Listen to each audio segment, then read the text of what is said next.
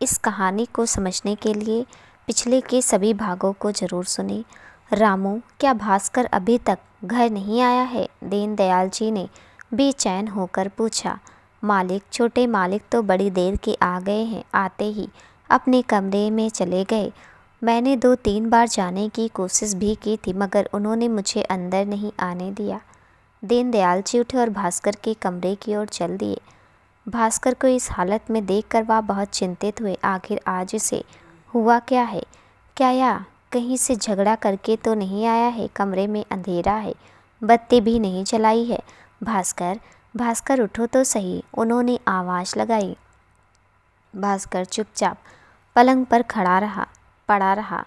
उसने कोई भी आवाज़ नहीं सुनी। दीनदयाल जी का मन और घबरा उठा। कहीं मेरा बच्चा बीमार तो नहीं हो गया?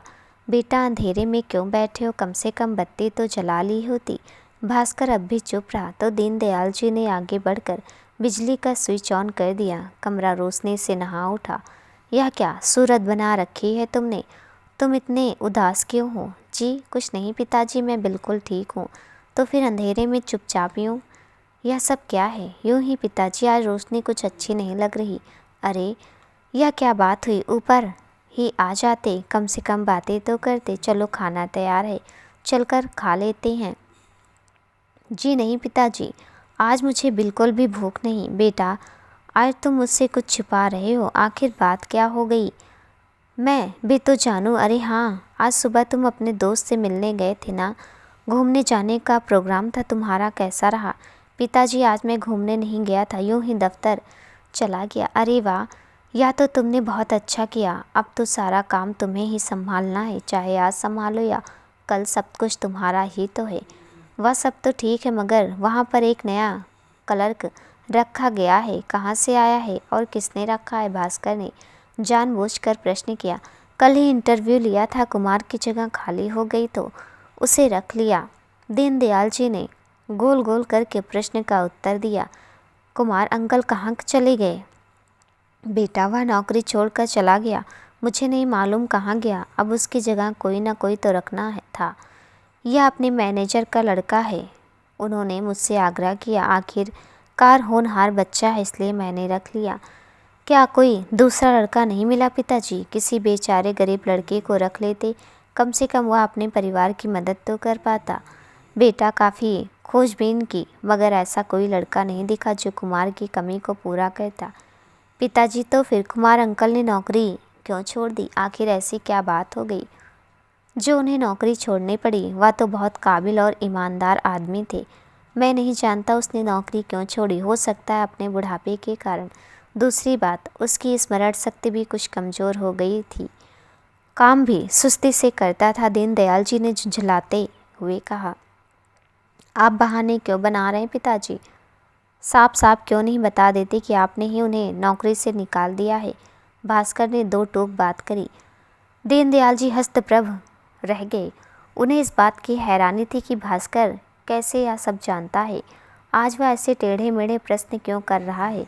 अब तो वह सच होने वाला था जो कभी कुमार ने उनके मन में बिठा रखा था। तो क्या कुमार सच कहता था कि भास्कर ही मृणाल का गुनहगार है? मगर अब मैं क्या करूं? वक्त तो हाथ से निकल चुका है, जो होना था हो चुका है। मैं नहीं जानता वह लोग कहाँ गए हैं। चलो, अच्छा ही हुआ वे यहाँ से भाग गए, नहीं तो एक और मुसीबत सामने आ जाती। हम किसी को मुंह दिखाने के काबिल नहीं रहते। अब वह समझ गए थे कि भास्कर उनकी तारीफ क्यों कर रहा है। भास्कर ने फिर से बात छेड़ी। पिताजी, कुमार अंकल तो ईमानदार थे, गरीब भी थे, फिर उन्हें आपने क्यों निकाला?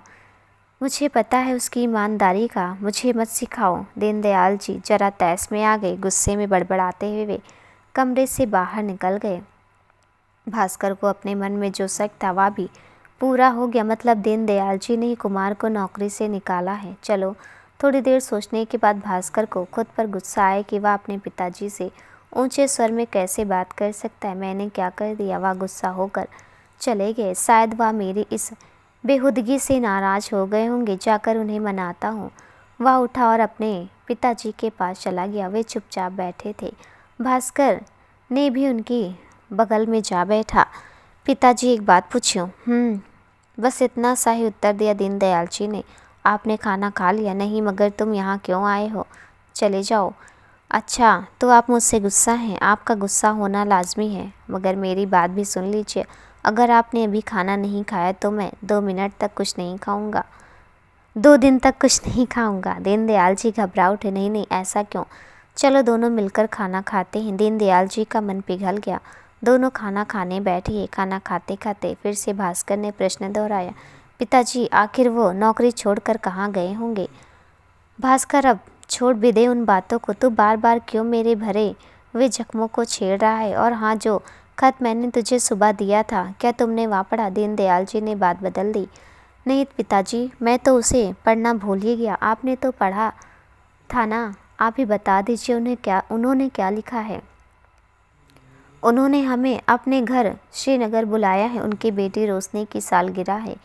लिखा है अगर भास्कर आ गया हो तो उसे ज़रूर लेते आना, मगर 2-4 दिन पहले आ जाना। भास्कर ने सोचा, चलो यह भी एक अच्छा बहाना है दिल लगाने के लिए। श्रीनगर एक सुंदर जगह है, वहाँ कुछ दिन घूम फिर लूँगा। मन शांत हो जाए तो मृणाल को ढूंढने की कोशिश करूँगा। पहले तो मन का शांत होना बहुत ज़रूरी है। आप ही हो आइए ना पिताजी। भास्कर ने यूं ही कह दिया मानो वह वहाँ जाना ही नहीं चाहता हो। अरे ऐसे कैसे?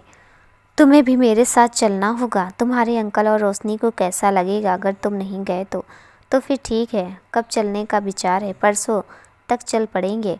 इतनी दूर जाना है और हमें तैयारी भी तो करनी है। दीनदयाल जी ने चिंता जाहिर की। दूसरा दिन उन्होंने रोशनी के लिए तोहफे खरीदने और तैयारी करने में लगा दिया। रामू बेचारा सामान के लिए कभी इधर भागता तो कभी उधर। भास्कर भी सारा दिन काम में डटा रहा। काम समाप्त करने के बाद अपने कमरे में चला गया। वही पुरानी विचार, पुरानी यादें और मृणाल का चेहरा आंखों के सामने नजर आने लगा। इसी सोच में जाने कब उसे नींद आ गई। अगली सुबह वह तैयार होकर रेलवे स्टेशन की ओर चल दिया। ड्राइवर ने उन्हें रेलवे स्टेशन छोड़ दिया। भास्कर का मन बहुत उदास था। उसकी आंखों के सामने मृणाल का मासूम चेहरा घूम रहा था। फिर भी वह एक आस में था कि शायद कहीं उसे मृणाल और उसके बाबा दिख जाएं। दीनदयाल जी ने प्रथम दर्जे का डिब्बा पहले ही रिजर्व करवा रखा था। वह जाकर उसमें बैठ गए। वैसे तो भास्कर श्रीनगर पहले भी जा चुका था, मगर अंकल के घर कभी नहीं गया था, ना ही कभी रोशनी से मुलाकात का अवसर मिला था। आज पहली बार वह उनके घर जा रहा था। रास्ते में प्राकृतिक खूबसूरती को निहारते हुए उसका मन थोड़ा बहल गया। वह सोच रहा था कि खुदा की यह हसीन कारीगिरी कितनी महान है। जहाँ उसने सारे संसार की रचना की है, वहीं इसकी सुंदरता को बढ़ाने के लिए कितने सुंदर सुंदर प्यारे प्यारे दृश्य भी बना रखे हैं। उसे ध्यान ही ना रहा कि उसके पिताजी भी उसके साथ बैठे हैं। उसका ध्यान तब टूटा जब दीनदयाल जी ने पुकारा, भास्कर तुम इस प्रकार चुपचाप क्यों बैठे हो? कुछ बातचीत करो।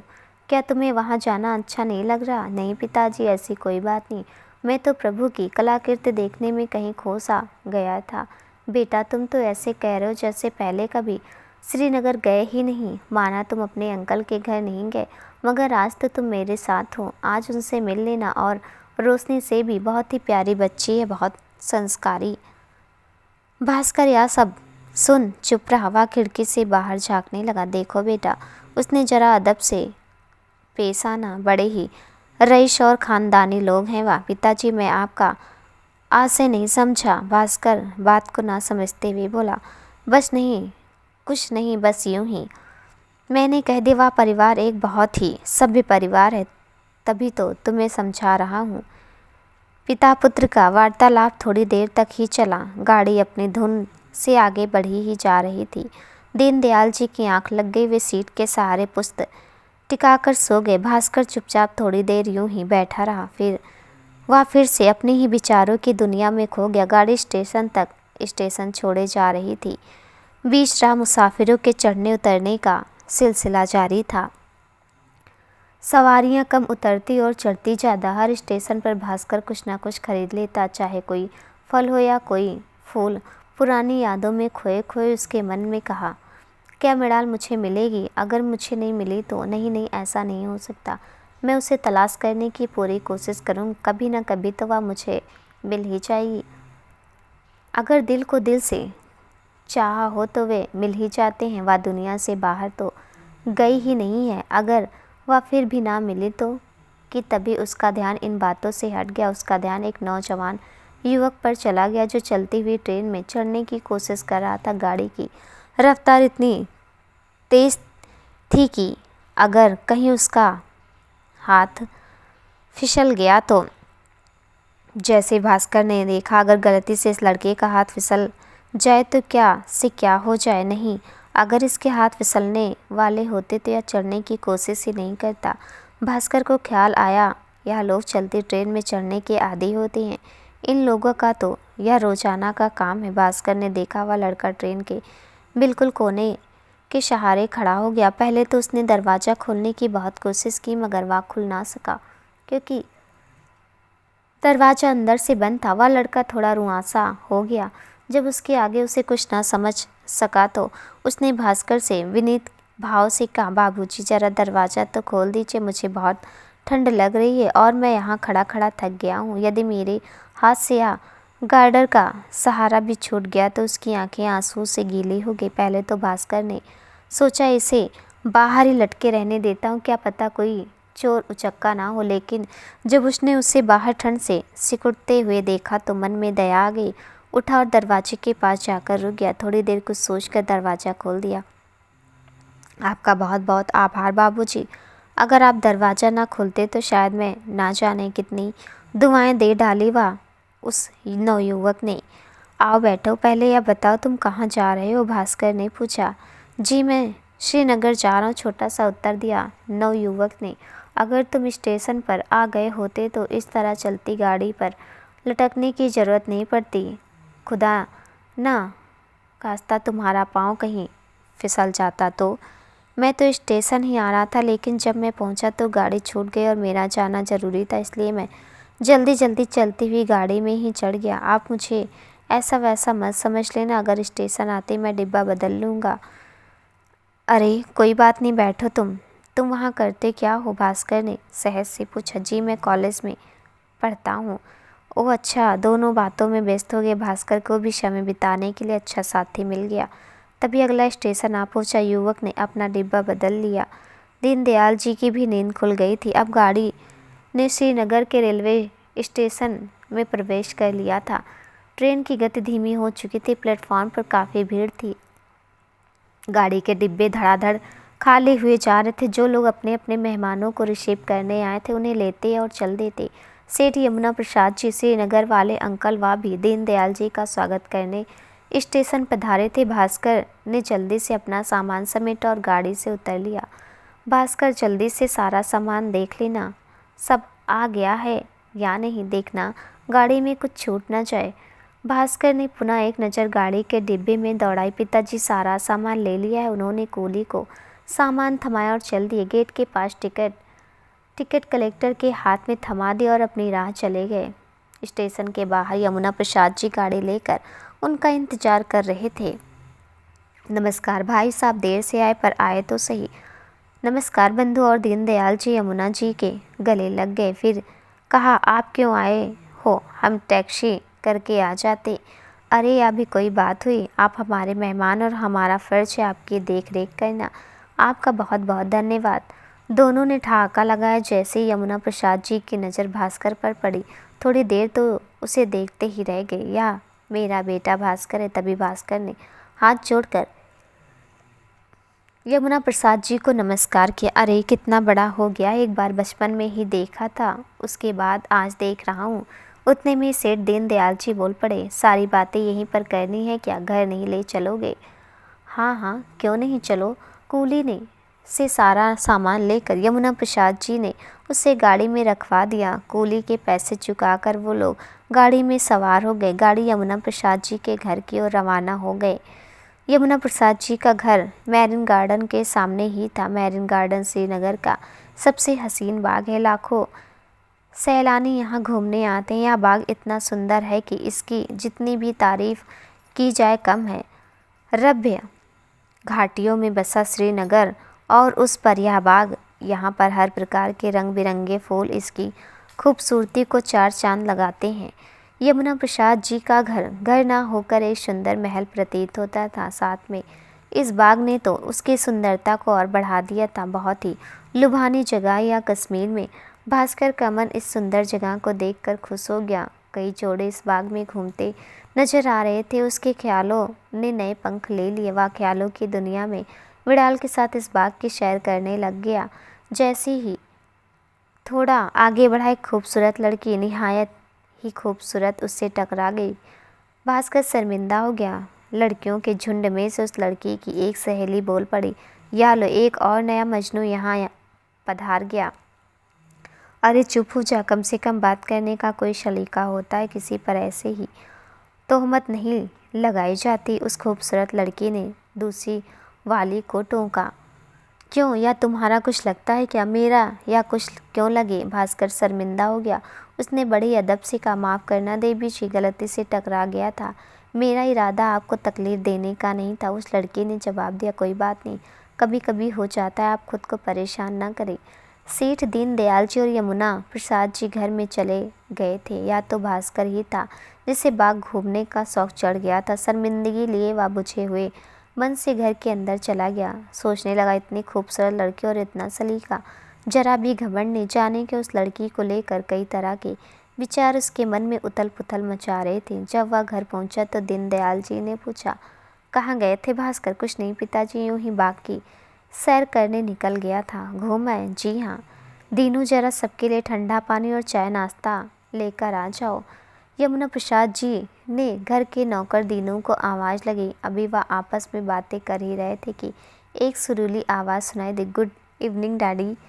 गुड इवनिंग बेटा। सबकी नज़र लड़की की ओर चली गई। भास्कर तो हैरान रह गया। अरे, या तो वही लड़की है जिससे मैं गलती से टकरा गया। शर्म के मारे उस लड़की ने भी नजरें झुका ली। बेटा, या तुम्हारे अंकल दीनदयाल जी और या उनका बेटा भास्कर? और बेटा भास्कर, या है मेरी बेटी रोशनी। परसों इसकी सालगिरह है। परिचय का आदान प्रदान हुआ और सब लोग बातों में मशगूल हो गए। रोशनी चोरी चोरी चुपके चुपके भास्कर को एक नज़र देख लेती। भास्कर था ही ऐसा जो कोई उसे एक बार देखे तो देखता रह जाए। रोशनी की माँ बचपन में ही स्वर्ग सिधार गई थी। रात को काफ़ी देर तक बातचीत करने के बाद सब लोग सोने चले गए। भोर हो चुकी थी। सूर्य देवता ने भास्कर के सुंदर चेहरे को अपनी किरणों से चमका दिया था। उसका मन अभी देर तक सोने का था। शायद थकावट की वजह थी या फिर पराए घर में इतनी रात नींद आ रही थी। रात भर रोशनी के बारे में सोचता रहा जिसने उसके दिल में हलचल मचा रखी थी। रोशनी जब उस कमरे में आई तो देखा साहब सोए पड़े हैं, तो वह उल्टे पांव वापस चली गई। थोड़ी देर बाद जब वह वापस आई तब भी भास्कर सोया हुआ था, मगर चेहरा ऊपर की तरफ था। सूर्य की किरणें सीधे प्रकाश के चेहरे पर पड़ रही थी। उन किरणों ने उसकी खूबसूरती को और बढ़ा दिया था। रोशनी काफ़ी देर तक उस खूबसूरत राजकुमार की सलोनी सूरत को निहारती रही। वह उस सूरत में इतना खो गई थी कि उसे दुनिया की कोई खबर ना रही। एक अजब सी सिरहन उसके मन में हिचकोले खा रही थी। शायद उसे पहली नज़र का प्यार हो गया था। वह मन ही मन भास्कर को चाहने लग गई थी। शर्मा कर वापस चली गई। थोड़ी देर बाद चाय के बहाने फिर आई। जब वह चाय का प्याला लेकर आई थी तब भी भास्कर सोया हुआ था। अब तो रोशनी का पारा चढ़ गया। वह पास ही पड़ी पानी की बोतल को उठा ले भास्कर पर उड़ेल दिया। वह हड़बड़ाकर उठ बैठा। उसकी इस बौखलाहट पर रोशनी की हंसी छूट गई। वह खिलखिलाकर हंस पड़ी। या क्या बदतमीजी है? भास्कर गुस्से में बड़बड़ाया। काहे की बदतमीजी? आप देखते नहीं क्या समय हो गया है? उठिए। भास्कर आंखें मलते हुए उठ बैठा। जैसे ही नज़र घड़ी पर गई बिस्तर पर उछल पड़ा। ओ बाबा, 10 बज रहे हैं। तभी तो मैं कह रही थी जनाब उठिए, समय काफ़ी हो गया है।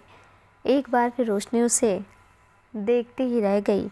जैसे ही वह कुछ बोलने को हुआ रोशनी बोल पड़ी, चाय ठंडी हो रही है भास्कर बाबू। जी शुक्रिया। सिर हिलाकर रोशनी ने शुक्रिया का जवाब दे दिया। भास्कर के शुक्रिया बोलने पर वह थोड़ा शर्मा गई थी। यह क्या, आप चाय क्यों लाई हैं? आपके घर के नौकर चाकर कहाँ हैं? वह सब लोग काम कर रहे हैं, सोचा मैं ही चाय दे आऊँ। वह अपने मनोभावों को छुपा गई। चाय का प्याला लेकर वह कमरे से बाहर निकल गई। भास्कर भी उठा और बाथरूम की ओर बढ़ गया। जब बाहर निकला तो देखा अखबार उसके बिस्तर पर पड़ी हुई है। उसकी नज़र एकदम बीए अंतिम वर्ष के परिणाम पर जा पड़ी। तभी सेठ यमुना प्रसाद जी वहाँ आए और बोले, भास्कर बेटा, तुम तो अखबार में मग्न हो गए, कोई खास समाचार है? बस बीए फाइनल वालों का रिजल्ट निकला है। तब तो तुम रोशनी का रिजल्ट बताओ मुझे, या उसका रोल नंबर है, और मुझे रिजल्ट बता दो। थोड़ी देर ढूंढने के बाद भास्कर को रोशनी का रिजल्ट दिख गया। मुबारक हो अंकल, आपकी बेटी प्रथम श्रेणी में पास हुई है। यमुना प्रसाद जी खुशी के मारे चिल्ला पड़े, रोशनी जल्दी इधर आओ। रोशनी दौड़ते उनके पास आ गई। क्या बात है डैडी, तुम प्रथम श्रेणी में पास हो गई मेरी बच्ची? डैडी, क्या मैं पास हो गई? वह अपने डैडी के गले से लिपट गई। या बताओ, तुम कहाँ के लिए तैयार हुई हो? डैडी, कल मेरा जन्मदिन है ना, तो सोचा थोड़ी सी शॉपिंग कर लूँ। हाँ हाँ जाओ, भास्कर को भी साथ लेकर जाओ, या भी घूम लेगा, कम से कम यहाँ बैठा उदास तो ना होगा। भास्कर का नाम सुनते रोशनी की आंखों में बला की चमक आ गई। वह तो यही चाहती थी। मन ही मन सोचने लगी, इसी बहाने इनसे बातें कर लूँगी और अच्छी जान पहचान भी हो जाएगी। अंकल, मेरी क्या ज़रूरत है, शॉपिंग तो इन्हें करनी है, मैं घर पर ही रुक लेता हूँ। तभी दीनदयाल जी बोल उठे, भास्कर जाते क्यों नहीं? बच्ची की भी कुछ मदद हो जाएगी और काम भी जल्दी निपट जाएगा। थोड़ी देर में ही भास्कर तैयार होकर आ गया। वह रोशनी के साथ जाने के लिए बिल्कुल तैयार था। रोशनी ने अपने पिताजी से आज्ञा ली। ठीक है डैडी, तो क्या हम जाएं? भास्कर रोशनी के साथ शॉपिंग जाने के लिए बिल्कुल तैयार बैठा था। दोनों यमुना प्रसाद जी की आज्ञा लेकर शॉपिंग करने चल दिए। उधर कुमार ने कश्मीर आने के बाद मैनेजर के बताए हुए पते पर जाकर नौकरी ज्वाइन कर ली थी। लाल चौक पर 2 कमरों का छोटा सा मकान किराए पर ले लिया था। मकान मालिक अपने पत्नी और मृणाल की हम उम्र बेटी के साथ ऊपर वाले हिस्से में रहता था। मृणाल और नलिनी की मकान मालिक की बेटी अच्छी दोस्त हो गई थी। मृणाल को 7वां महीना चढ़ आया था। जब उन्होंने मृणाल के बारे में पूछा तो कुमार ने यही कहा कि मृणाल का पति जंग पर गया था मगर वापस नहीं आया। हमें नहीं पता या वह जीवित है या नहीं, बस इंतज़ार कर रहे हैं। यही छोटी सी कहानी सुनाई। आज मृणाल नलिनी के साथ हॉस्पिटल जा रही थी अपनी जांच करवाने। क्या मृणाल भास्कर से टकराएगी? रोशनी और भास्कर जैसे ही घर से निकले तो दीनदयाल जी और यमुना प्रसाद जी उन्हें देखते रह गए। भगवान ने कितनी अच्छी जोड़ी बनाई है, जितनी भी तारीफ की जाए कम है। अगर यह दोनों जीवन साथी बन गए तो जीवन सफल हो जाए।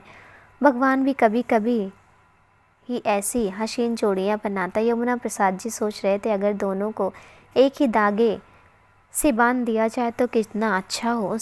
उनके मन में रोशनी की शादी का बोझ था, वो भी हल्का हो जाएगा और उसे एक अच्छा और सभ्य परिवार भी मिल जाएगा। दीनदयाल जी, आप क्या सोच रहे हैं? देख रहा हूँ यार, कितनी अच्छी जोड़ी है, मगर क्या? कह दीजिए, मैं भी तो सुनूं। आखिर आप क्या कहना चाहते हैं? यमुना प्रसाद जी ने जानने के इरादे से बात छेड़ी। मैं सोच रहा था, अगर इन दोनों की शादी करवा दी जाए तो कितना अच्छा, दोनों की जोड़ी कितनी जचेगी, दुनिया देखती ही रह जाएगी। दीनदयाल जी ने अपने विचार व्यक्त किए। मैं भी यही सोच रहा था मेरे यार, दोनों का जीवन सुखी से बीत जाएगा। एक तो हम दोस्त हैं, फिर रिश्तेदारी भी हो जाएगी। वह सब तो ठीक है यमुना प्रसाद जी, मगर भास्कर और रोशनी को तो पूछना पड़ेगा। आखिर साथ में जीवन तो उन्हें बिताना है। हाँ हाँ, उनकी राय लेना बहुत ज़रूरी है। कहीं कल को कुछ ऊँच नीच हो जाए तो। खैर छोड़ो, उनसे भी पूछ लेंगे। चलो नाश्ता करते हैं। इन सब बातों से अनभिज्ञ भास्कर रोशनी के साथ डल झील की तरफ जा पहुंचा। दोनों साथ में चलते हुए ऐसे लग रहे थे मानो कोई नया शादीशुदा जोड़ा पहली बार कश्मीर की सैर पर आया हो। भास्कर चुपचाप खोया खोया सा रोशनी के साथ चल रहा था। वह कभी कभार रोशनी के चेहरे की ओर नज़र दौड़ा देता तो उसमें उसे अपनी मृणाल की छवि नजर आती। रोशनी ने जब भास्कर को अपने में ही खोया पाया तो बोल उठी, आप कुछ भी नहीं बोलते क्या? चुपचाप ही चले जा रहे हैं? जी मैं क्या बोलूं, आप ही बात शुरू कीजिए। अच्छा तो चलिए हाउस बोट की सैर करते हैं। क्या आप कभी हाउस बोट में बैठे हैं? नहीं रोशनी, कभी नहीं बैठा, मगर अभी रहने दीजिए, आपको शॉपिंग भी तो करनी है, वह भी हो जाएगी। पहले चलिए हाउस बोट का एक चक्कर लगा लेते हैं। देखिए देवी जी, पहले शॉपिंग कर लेते हैं, बात की बातें बाद में, घूम तो हम कभी भी सकते हैं। भास्कर ने रोशनी को समझाते हुए कहा। जी आपकी मर्जी जैसी। रोशनी ने शर्माते सिर हिला दिया और भास्कर के पीछे चल दी। बीच बीच में भास्कर चुपचाप रोशनी को निहारता। उसकी आंखें उसे सागर से भी गहरी नजर आ रही थी, मानो उस गहराई में कुछ ढूंढ रहा हो, शायद मृणाल की परछाई।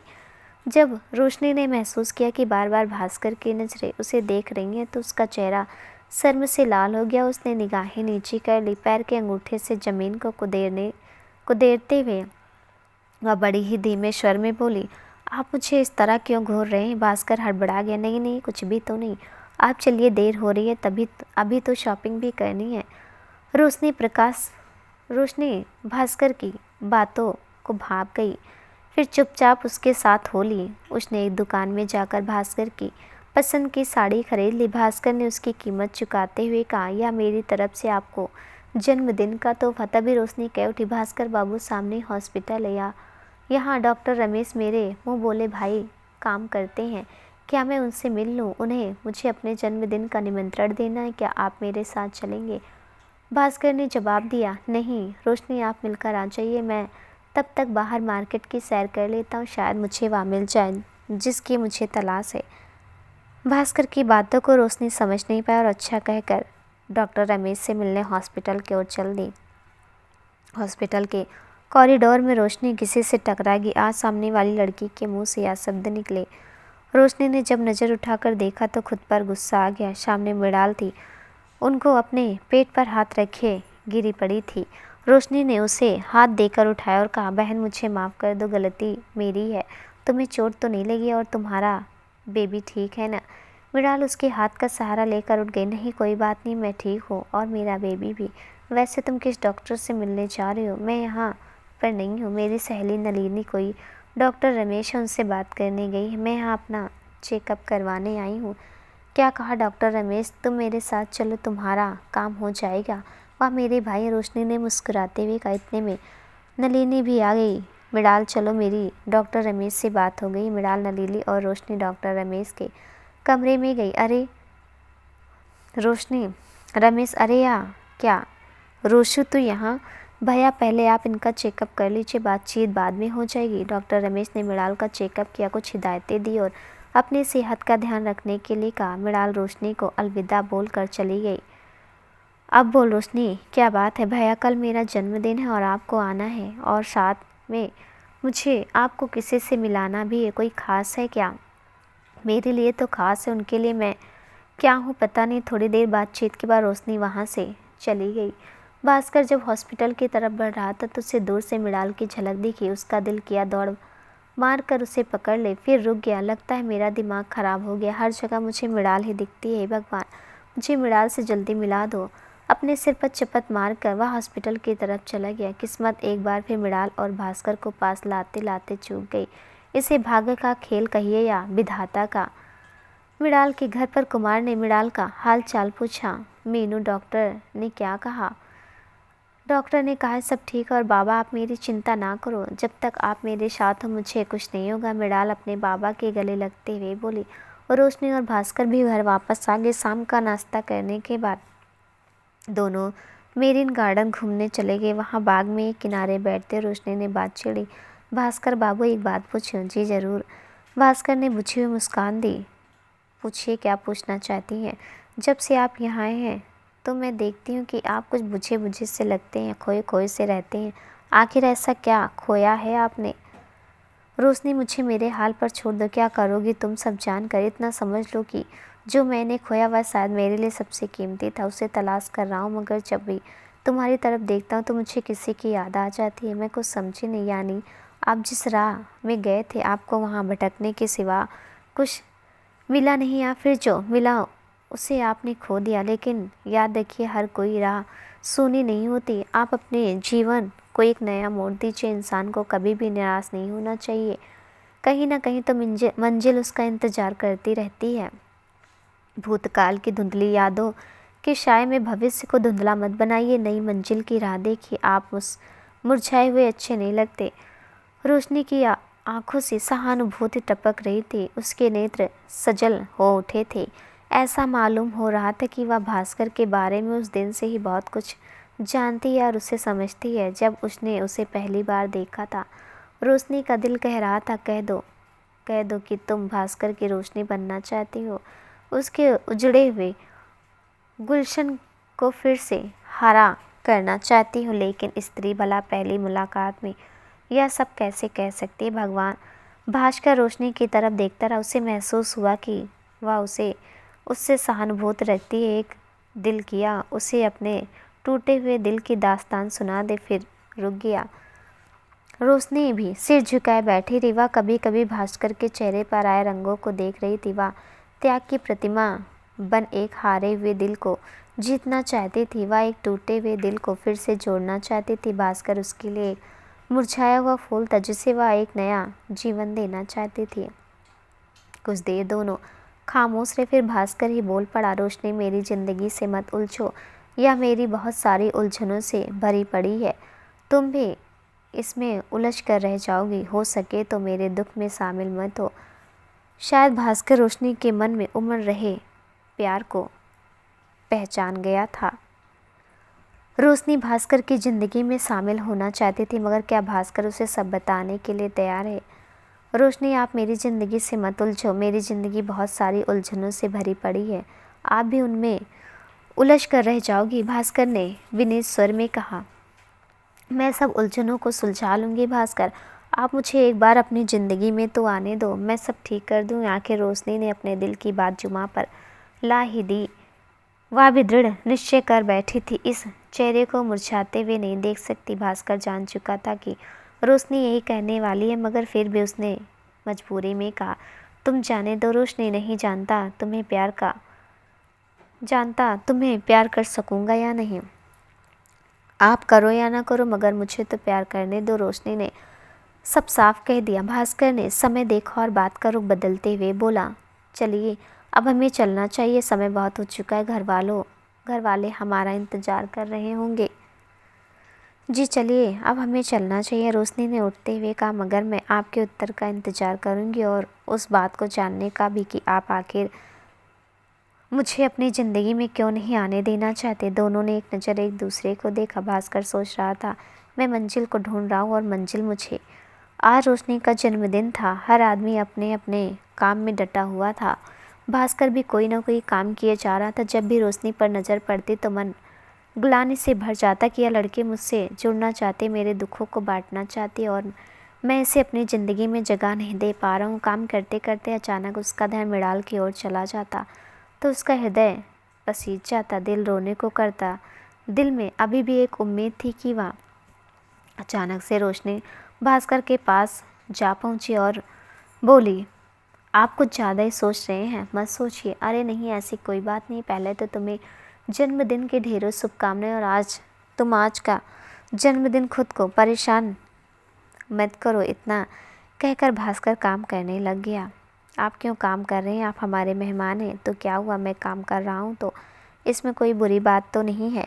मैं तो आपकी खुशी में शामिल होना चाहता हूँ। अगर आप नहीं चाहती तो मैं आपकी खुशी में शामिल रहूँ तो मैं काम नहीं करता। नहीं नहीं, ऐसी कोई बात नहीं है। रोशनी मंद मंद मुस्कुरा दी। वह कभी कभार भास्कर के चेहरे की तरफ नज़र डाल लेती। आज आप मुझे क्यों घूर रही हैं, बताएंगी? अदले का बदला, कल आप मुझे घूर रहे थे, आज मैं आपको। अब हुआ हिसाब बराबर। दोनों शरारत भरी हंसी हंस दिए। शाम की पार्टी की तैयारियां हो चुकी थी, मेहमान भी आना शुरू हो चुके थे। तभी रोशनी अपने कमरे से निकली। वह भास्कर द्वारा दी गई साड़ी पहन कर आई थी। थोड़ी देर तो भास्कर उसे देखता रह गया। क्यों मैं इस लड़की के बारे में इतना सोच रहा हूँ, आखिर क्यों?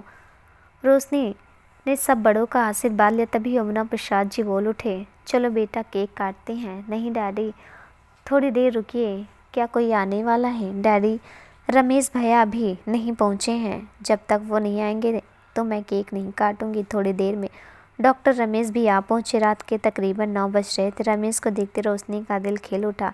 आ गए भैया, बहुत देर लगाई। कैसे नहीं आता, मेरी लाडली का जन्मदिन था। रोशनी ने केक काटा और डॉक्टर रमेश को भास्कर के पास ले गई। रमेश भैया, इनसे मिले, यहाँ है मेरे पापा के दोस्त के बेटे भास्कर बाबू। डॉक्टर रमेश समझ गए थे कि यही वह खास इंसान है जिससे रोशनी मुझे मिलवाना चाहती थी।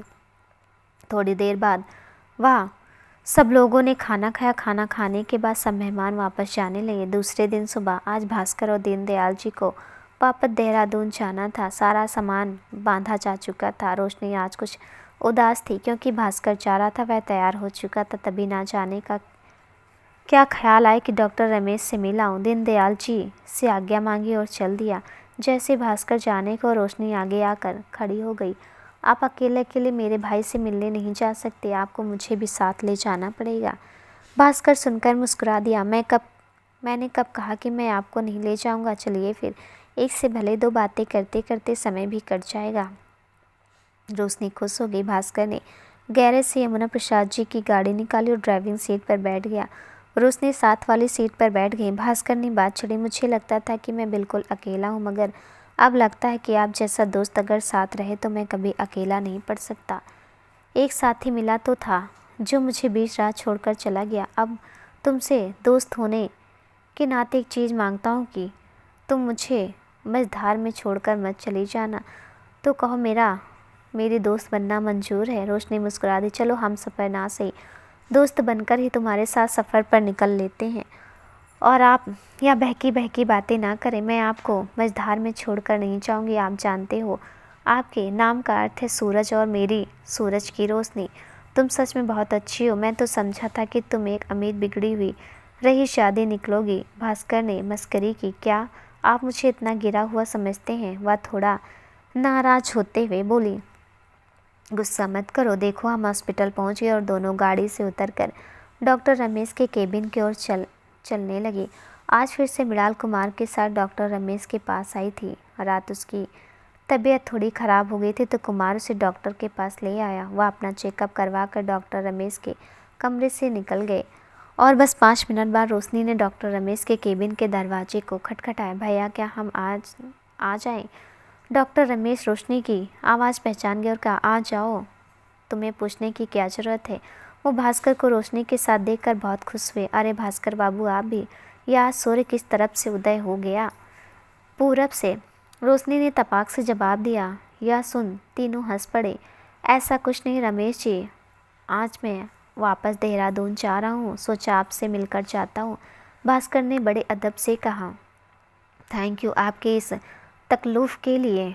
आपने बहुत अच्छा किया जो आप मिलने आ गए। मैं अभी आपसे मिलने ही आ रहा था कि तभी वही कल वाली लड़की हॉस्पिटल आ गई। उसकी तबीयत रात को थोड़ी ख़राब हो गई थी, इसलिए उसे देखने रुका। अच्छा भैया, अब उसकी तबीयत कैसी? ठीक है, उसे थोड़ा तकलीफ़ थी, बहुत कमज़ोर है बेचारी। कह रही थी कुछ अच्छा नहीं लग रहा।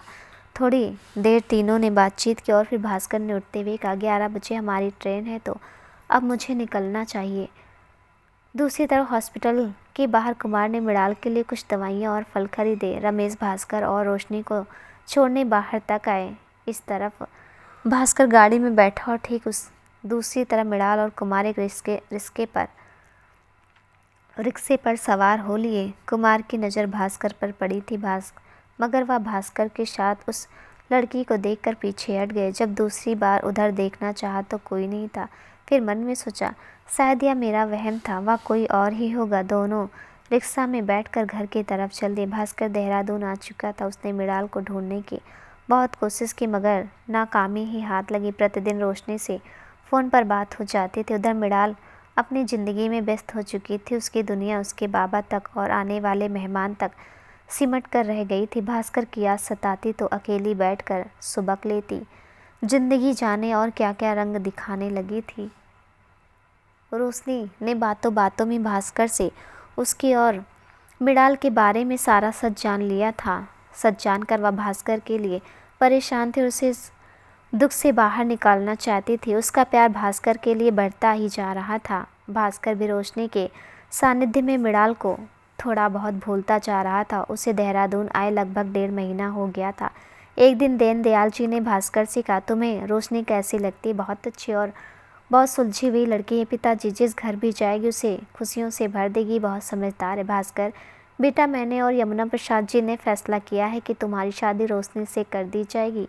रोशनी को कोई एतराज़ नहीं है। वह तुमसे बहुत प्यार करती है और तुम्हें तुम्हारे अतीत के साथ भी अपनाने के लिए तैयार है। क्या मैं तुम्हारी तरफ से ही हाँ समझो? भास्कर थोड़ी देर खामोश हो गया, फिर कहा, जैसी आप सबकी इच्छा पिताजी। और आनन फानन में भास्कर और रोशनी की शादी तय होगी। 15 दिन बाद भास्कर की शादी थी। वह भी कश्मीर में रोशनी के घर रोशनी के पिताजी की इच्छा थी कि शादी कश्मीर से ही धूमधाम से हो। दीनदयाल जी शादी की तैयारियों में जुट गए और रोशनी फूली नहीं समा रही थी, वह भास्कर की रोशनी बनने जा रही थी। भास्कर भी धीरे धीरे अतीत से निकलता जा रहा था, मगर मृणाल वह तो वहीं पर अटकी हुई थी जहां भास्कर से पहली बार मिली थी। बेशक दुनिया को अपने बाबत तक समेट कर रखा था, मगर भास्कर की यादें खून के एक एक कतरे में दौड़ती थी। शादी से 4 दिन पहले दीनदयाल जी का परिवार कश्मीर पहुंच गया, क्योंकि शादी कश्मीर में ही होनी थी। सारा परिवार बहुत खुश था।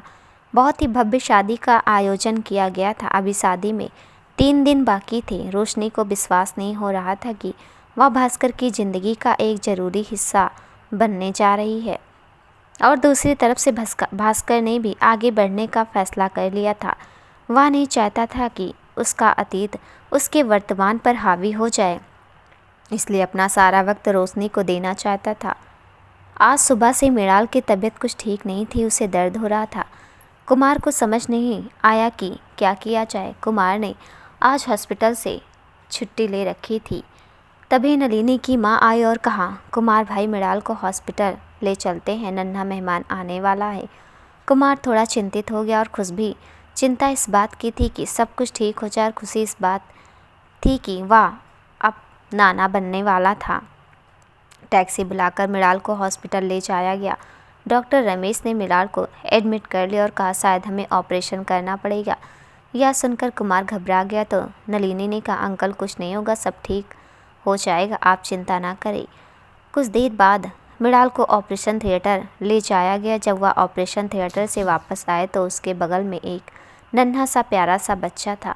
कुमार बाहर खड़ा इंतजार कर रहा था। जैसे ही उसने अपनी बेटी और अपनी बेटी के नवजात को देखा, आंखों से आंसू छलक उठे। नलिनी को गले लगाकर बोला, नलिनी बेटा मैं नाना बन गया। अंकल आप नाना बन गए तो फिर रो क्यों रहे हैं? रोते थोड़ी ना है, खुशियाँ मनाते हैं। डॉक्टर रमेश ने कुमार को बधाई दी और बताया, सब ठीक है, बस 2-3 दिन बाद मृणाल को यहाँ से छुट्टी हो जाएगी, फिर 1 हफ्ते बाद इसे दोबारा हॉस्पिटल लेकर आना। जब मृणाल को वार्ड में ले जाया गया तो वह नन्हे मुन्ने बच्चे को देखकर खुश हो गई। आज वह फूली नहीं समा रही थी। उसे एकदम भास्कर के ख्यालों ने आ घेरा। काश अगर वह यहाँ होते तो अपने बच्चे को देखकर कितना खुश होते, कितना चाहते थे, मुझे कितनी तमन्ना थी उन्हें। तभी उसकी आंख भर आई। कुमार अपनी बेटी के जज्बातों को समझ गया, मन में कामना करी, अब तो आ जाओ भास्कर बाबू। अच्छा कुमार काका आप इसका ध्यान रखो, मैं दोबारा राउंड पर आऊँगा, कहकर डॉक्टर शेखर अपने केबिन की ओर चल दिए। जैसे ही हो अपने केबिन में पहुंचे तो पाया भास्कर और रोशनी वहां बैठे उसका इंतजार कर रहे थे। अरे आप लोग यहाँ, भैया इतनी देर कहाँ लगा दी? कुछ नहीं, ऑपरेशन था, एक छोटे से बच्चे को दुनिया में लेकर आए हूँ। अभी जानती हो किसका बच्चा है? मुझे क्या मालूम भैया। वह थोड़ा शर्मा गए और भास्कर रोशनी को देख कर हंस दिया। वही लड़की जिसे तुम कुछ महीने पहले हॉस्पिटल लेकर आए थे? अरे वाह, तब तो मैं जाते हुए उससे ज़रूर मिलोगी अगर समय रहा तो। रमेश भास्कर की तरफ देखकर, और भास्कर बाबू आप सुनाइए, मेरी बहन आपको ज़्यादा तंग तो नहीं करती? जी बिल्कुल नहीं। वैसे आप किस कारणवश आना हुआ? परसों भैया, परसों हमारी शादी है तो हम लोग आपको शादी का न्योता देने आए हैं। याद रखिएगा, आप नहीं आए तो मैं शादी नहीं करूंगी। कुमार को ध्यान आया कि वह डॉक्टर रमेश से पूछना भूल गया, मृणाल को खाने में क्या देना है, या पूछने के लिए वह डॉक्टर रमेश के केबिन की ओर चल दिया। अभी दरवाज़ा खोलने ही जा रहा था कि कांच के उस पार उसे भास्कर दिखाई दिया। वह एकदम रुक गया। उसके कानों में आवाज़ पड़ी। भास्कर रमेश से कुछ कह रहा था। रमेश जी देखिए, आपको हमारी शादी में हर हालत में पहुंचना है, वरना आप देख रहे हैं यह लड़की मेरी बीवी नहीं बनेगी, मेरी गृहस्थी बचने से पहले ही उजड़ जाएगी। यह सब सुनते ही कुमार के पैरों तले ज़मीन खिसक गई। उसकी नज़र रोशनी पर पड़ी। कितनी प्यारी और कितनी मासूम बच्ची, भगवान इसे सदा खुश रखे। मगर मेरी मृणाल का क्या? उसकी दुनिया तो उजड़ गई। मैं अपनी मृणाल की दुनिया बसाने के लिए किसी दूसरे की बच्ची की दुनिया नहीं उजाड़ सकता।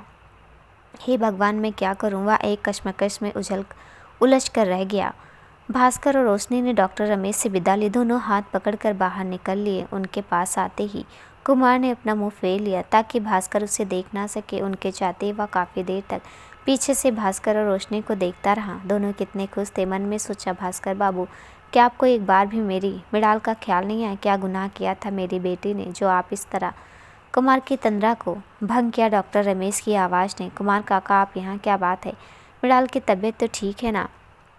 कुमार की आंखें भर आई थी। या तो वही जानता था कि इस वक्त उसके दिल और दिमाग पर क्या बीत रही थी। फिर भी बोला, डॉक्टर बाबू, मृणाल को खाने में क्या देना है? मैं बस यही पूछने आया था। तो आप आंखों में पानी भरे हुए क्यों हो? अरे बेटा, नाना बनने की खुशी जो है, खुशी के आंसू हैं। कुमार अपना दुख छुपा गया। कुमार डॉक्टर रमेश से सब कुछ सलाह मशवरा लेने के बाद मृणाल के पास चला गया, एक दृढ़ संकल्प करके कि मृणाल को भास्कर के बारे में कुछ नहीं बताएगा। दिल में आंसू और होठों पर मुस्कान। जिंदगी जीने का शायद यही सबसे बेहतर तरीका रहेगा, मेरे लिए और मेरी बेटी के लिए भी। शाम को नलिनी मृणाल के पास रुकी और कुमार कुछ मन बनाकर अपने मालिक के घर चला गया। वहां पहुंचकर इल्तिजा करी कि मुझे किसी और जगह नौकरी दिलवा दे, कश्मीर से दूर। कारण अब भास्कर का कश्मीर आना जाना लगा रहेगा। कहीं गलती से वह मृणाल से टकरा गया तो कई जिंदगियां तबाह हो जाएगी। उसके मालिक भी आसानी से मान गए, क्योंकि उन्होंने हिमाचल के सुंदर नगर में एक नई फैक्ट्री लगाई थी। कुमार को वहाँ एक हेड क्लर्क बनाकर भेजने का प्रबंध किया। साथ में कहा, तुम्हें कंपनी की तरफ से रहने के लिए मकान भी दिया जाएगा। कुमार अपने मालिक को लाखों दुआएं देता हुआ वापस हॉस्पिटल चला गया। मृणाल बार बार अपने नन्हे से बच्चे को देखती और खुश हो जाती। भास्कर को यह इल्म भी नहीं था कि वह पिता बन चुका, एक पुत्र का पिता। अगर वह जान जाता तो क्या रोशनी को छोड़ता और मृणाल को अपनाता? इसी कश्मकश में शायद पूरी जिंदगी बिता देता। कुमार ने मृणाल से पूछा, बेटा अब तुम्हारी तबीयत कैसी है? मैं ठीक हूँ बाबा, बस थोड़ी तकलीफ है, वक्त के साथ वह भी खत्म हो जाएगी। बाबा, एक बात कहनी थी, जाने क्यों मेरा दिल यहाँ रहने का नहीं कर रहा। ऐसा लगता है मैं यहाँ पर अपना कुछ खोने जा रही हूँ। दिल करता है यहाँ से कहीं दूर चली जाऊँ। कुछ दिनों से महसूस कर रही थी, सोचा आज बता ही दूँ। बाबा, क्या हम कहीं और नहीं जा सकते यहाँ से दूर, जहाँ थोड़ा सुकून मिले? यहाँ पर मुझे सुकून नहीं मिला, जाने क्यों कुछ पीछे छूटता जा रहा है। दोस्तों, आपको ये कहानी कैसे लगी हमें कमेंट में ज़रूर बताइएगा। मिलते हैं अगले भाग के साथ, तब तक के लिए नमस्कार।